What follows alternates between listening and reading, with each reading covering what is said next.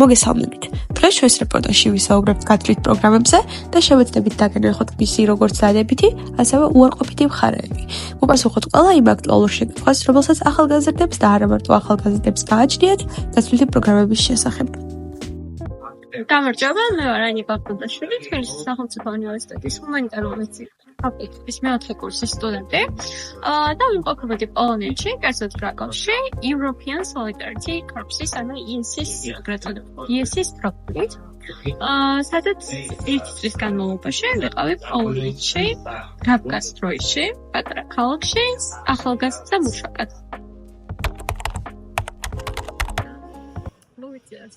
ჩემით და მანამდეც მქონდა რამდენიმე შესაძლებლობა, რომ გათვლითი პროგრამით წავსულიყავი თუნდაც ერთი სემესტრით ან რამდენიმე წლით, მათ შორის სხვადასხვა გათვლითი პროგრამაზე, თუმცა პირადი მიზნებიდან გავაფიქრე და პირადი გეგმებიდან გავაფიქრე, მათზე უარი ვთქვი.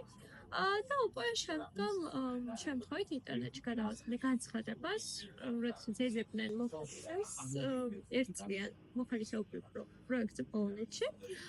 და ჩემი, ასე ვთქვათ, მთავარი мотиваცია გახლდათ ის, რომ მინდოდა ახალი შესაძლებლობების გახსნა საკუთარი თავისთვის, ახალი გამოცდილებების მინდება, ახალი კულტურის შეცდომა და რაც მთავარია, უნდა ითქვას ისიც, რომ ზოგადად საუნივერსიტეტო ცხოვრება ძალიან დამხლელია ხოლმე და ერთფეროვანი ძირითად შემთხვევაში და ყოველთვის ვცდილობდი ხოლმე, რომ ეს ჩემი მოსაწყენი ასე ვთქვათ, საუნივერსიტეტო ცხოვრება, რომელიც მხოლოდ სწავლითა და გამოცდების ჩაბარებით შემოიფარგლებოდა, გამეხარისებინა სხვა და ბევრი რაღაც ნიუანსი, რაც შემმოლოდის, ასე ვთქვათ, შეადგენდა. და მათ შორის მინდოდა ახალი ცოდნის გამოცდილების მიღება, რადგან განსაკუთრებულად მაინტერესებდა არაფორმალური განათლების სფერო მუდმივად და ჩემთვის რაღაც ინტერესის საგან შეადგენდა პირველ რიგში ის, რომ სურდა სხვა ქვეყანაში და განსაკუთრებით ევროპულ ქვეყნებში ჩამწდარიყავი იმას, როგორ იმართება იქ არაფორმალური განათლება. აი, მოლოდინების რეალობასთან გადაგზავს რაც შეეხება, ჩემ შემთხვევაში ალბათ ძალიან გამიმართლა, რომ ჩემ მოლოდინებმა რეალობას გადააჭარბა, შეიძლება ითქვას, პირიქით რეალობა მოლოდინებს გადააჭარბა და იმასთან ერთად, რომ საკუთარი თავი შევიმეც და იმასთან ერთად, რომ მივხვდი რა მინდოდა რეალურად. რა თქმა უნდა, მივხვდი არაფორმალური განათლების როლსაც ზოგადად, როგორ იმართება ეს სისტემა საერთოდ, რა პრობლემები აქვს სხვა ქვეყანაში ამ მხრივ. მივიღე ძალიან დიდი ცოდნა, ძალიან დიდი გამოცდილება, ენის საფუძვლებით მეტნაკლებად შევისწავლე და შეიძლება ითქვას, რომ ასევე ძალიან ბევრ ქვეყანაში მიმოგზაურე, ძალიან ბევრი ახალი, ასე ვთქვათ, გამოცდილება შევმატე საკუთარ ცხოვრებას და შეიძლება ითქვას, რომ ჩემმა მოლოდინმა გამართლა.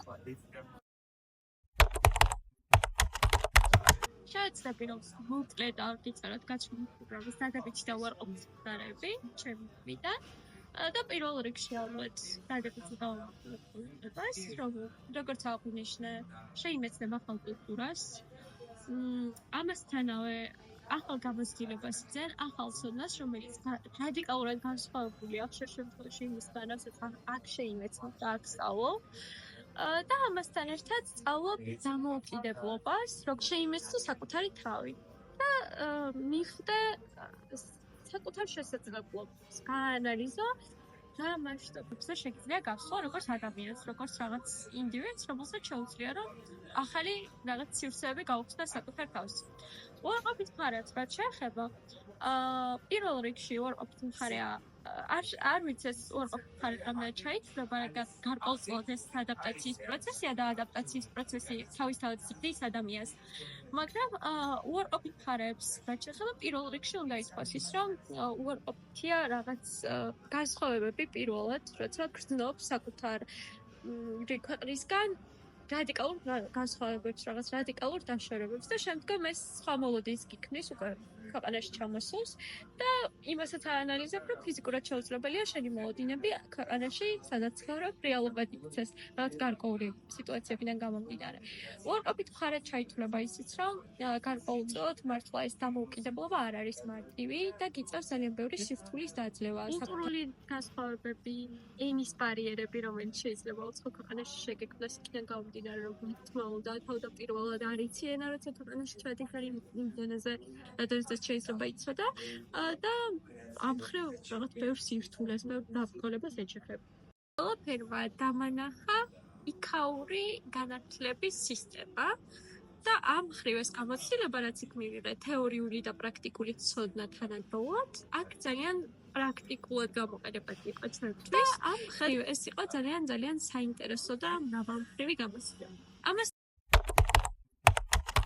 აზრით ადამიანმა აუცილებლად უნდა დააძლიეროს საკუთარ თავთან ეს რაღაცა პატარა ბრძოლები იმისთვის, რომ მიიღოს ის გამოცდილებები, რაც ჩემი აზრით არსებითი და ფუნდამენტური იყოს. უბრალოდ რომ შევხედოთ ამ ყველაფერს, აქვს თავისი დადებითი და უარყოფითი მხარეები.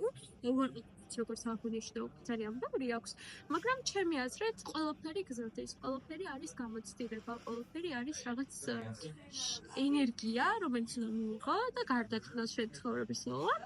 შესაბამისად, ნებისმიერ შემთხვევაში ეს გამოცდილება წარმატებული იქნება წარუმატებელი, აუცილებლად უნდა გადადგათ ეს ნაბიჯი და აუცილებლად უნდა წავიდეთ საზღვარგარეთ, რათა რაღაცები საკუთარ თავში დაძლიოთ უბრალოდ და თუნდაც ის აღარ თქვათ მერე, რომ ნეტა მეცადა და ნეტა გამეკეთებინა და ნეტა წავსულიყო. აი ამ ნეტას ალბათ ჯობია, რომ სადღაც წახვიდე და ეს წასვლა იყოს წარუმატებელი, ვიდრე საერთოდ არ წახვიდე და საერთოდ არაფერი არ